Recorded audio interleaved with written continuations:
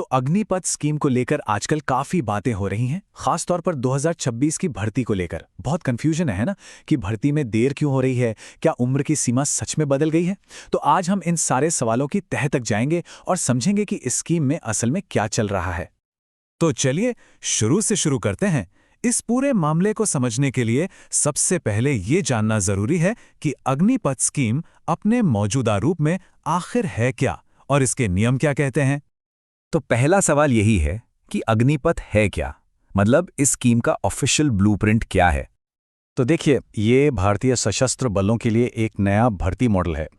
इसमें जो सैनिक भर्ती होते हैं उन्हें अग्निवीर कहा जाता है और उनकी भर्ती एक फिक्स्ड मतलब 4 साल के कार्यकाल के लिए होती है।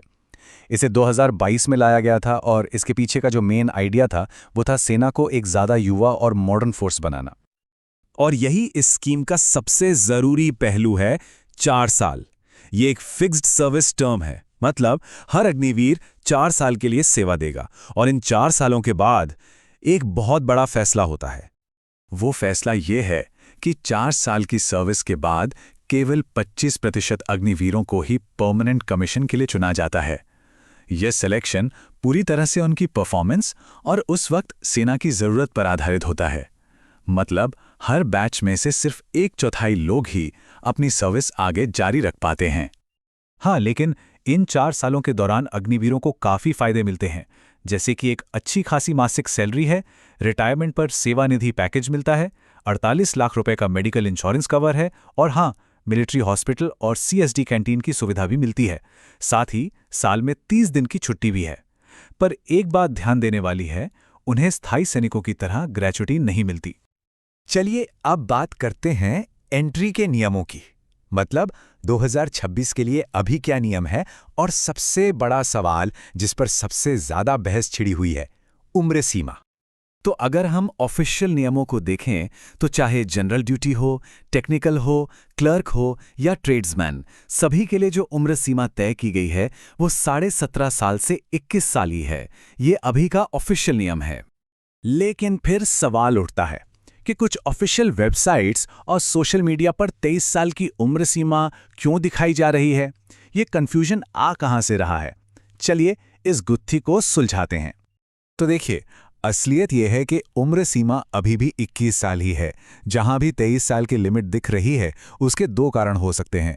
या तो वो वेबसाइट का कोई पुराना हिस्सा है जो शायद 2016 में आखिरी बार अपडेट हुआ था, या फिर वो 2022 के बैच को मिली एक बार की छूट की बात कर रहे हैं। तो बॉटम लाइन ये है कि 2026 की भर्ती के लिए जो लेटेस्ट ऑफिशियल जानकारी है उसके हिसाब से ऊपरी आयु सीमा में कोई बदलाव नहीं हुआ है।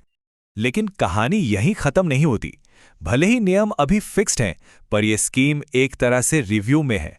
मतलब कई बड़े बदलावों पर चर्चा चल रही है और इस पर सार्वजनिक बहस भी हो रही है। अब ये काफ़ी दिलचस्प है। यहाँ हम देख सकते हैं कि मौजूदा नियम क्या हैं और किन बदलावों पर विचार हो रहा है। जैसे टेक्निकल एंट्री के लिए उम्र सीमा 21 से बढ़ाकर 23 साल करने का प्रस्ताव है। रिटेंशन रेट जो अभी 25% है उसे 50% तक ले जाने की बात चल रही है। और फायदों को भी रेगुलर सैनिकों के बराबर लाने पर विचार हो रहा है। मतलब स्कीम का भविष्य काफ़ी अलग हो सकता है। और ये सिर्फ खबरें नहीं हैं। खुद सेना प्रमुख जनरल उपेंद्र द्विवेदी ने इस बात की पुष्टि की है। उनका कहना है, हम और ज़्यादा तकनीकी रूप से योग्य लोग चाहते हैं। क्या हमें उम्र 21 से 23 साल तक बढ़ानी चाहिए? यह एक विकास की प्रक्रिया है और हमारे लिए निर्णय लेना अभी जल्दबाजी होगी। उन्होंने साफ किया कि डिप्लोमा या ITI ट्रेनिंग वाले लोगों की ज़रूरत है, लेकिन रिटेंशन जैसे बड़े मुद्दों पर फैसला शायद 2026 के आखिर तक ही हो पाएगा। लेकिन दूसरी तरफ इस स्कीम की राजनीतिक आलोचना भी हो रही है। जैसे कि समाजवादी पार्टी के नेता अखिलेश यादव का कहना है, देश की सुरक्षा एक स्थायी विषय है तो सैन्यकर्मी अस्थायी कैसे हो सकते हैं। अग्निवीर एक घातक योजना है। तो मतलब इस अस्थायी सेवा के कॉन्सेप्ट पर ही सवाल उठाए जा रहे हैं। तो अब आते हैं उस सवाल पर जो हर उम्मीदवार के मन में होता है। उन 75% अग्निवीरों का क्या होगा जो 4 साल बाद बाहर आएंगे? उनके करियर का क्या? चलिए देखते हैं कि उनके लिए क्या रास्ते तैयार किए गए हैं। तो जैसा कि हम देख सकते हैं, 25% तो परमानेंट सर्विस के लिए रिटेन हो जाएंगे। बाकी के जो 75% हैं वो सेवानिधि पैकेज के साथ बाहर आएंगे और उनके लिए कई नए अवसर होंगे। 2026 में जब पहला बैच निकलेगा तो ये पूरा सिस्टम पहली बार टेस्ट होगा। सरकार ने इनके लिए कई इंतजाम किए हैं, जैसे सेंट्रल आर्म्ड पुलिस फोर्सेस यानी सीएपीएफ्स में इन्हें प्राथमिकता मिलेगी। कुछ राज्य सरकारें जैसे हरियाणा अपनी नौकरियों में कोटा और उम्र में छूट दे रही हैं। सेवानिधि का एक मुश्त पैकेज तो है ही, साथ ही बैंक से लोन लेने में भी इन्हें प्रायोरिटी दी जाएगी।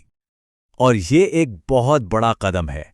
गृह मंत्रालय ने सीएपीएफ की भर्तियों में पूर्व अग्निवीरों के लिए जो आरक्षण कोटा था उसे 10% से सीधा बढ़ाकर 50% कर दिया है। ये एक जबरदस्त बढ़ोतरी है। और सिर्फ कोटा ही नहीं, सीएपीएफ में इनकी एंट्री भी आसान कर दी गई है। इन्हें बस लिखित परीक्षा पास करनी होगी। फिजिकल स्टैंडर्ड टेस्ट यानी पीएसटी और फिजिकल एफिशिएंसी टेस्ट यानी पीईटी से इन्हें पूरी तरह छूट दी गई है। साथ ही उम्र में भी छूट है। पहले बैच के लिए 5 साल और बाकियों के लिए 3 साल। मतलब इनकी मिलिट्री ट्रेनिंग को पूरी अहमियत दी जा रही है।